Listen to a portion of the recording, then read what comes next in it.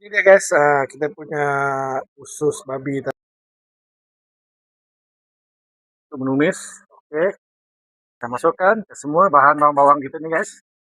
Dan tumis dia sampai dia naik bau. Kita masukkan kita punya usus babi tadi. Kita tumis dulu. Dah kering dia punya air usus ni, baru masukkan kita punya buah nanas. Awal rata. Lepas tu pasal Maggi. Nah,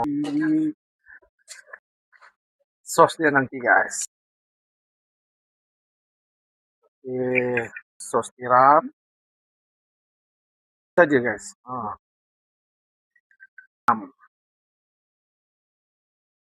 Habiskan. Nah, seperti tinggal sikit tadi guys. Oke. Oke.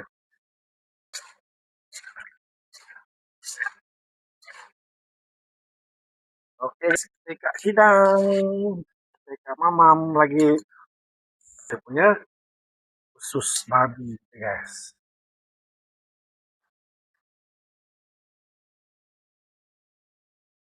Guys,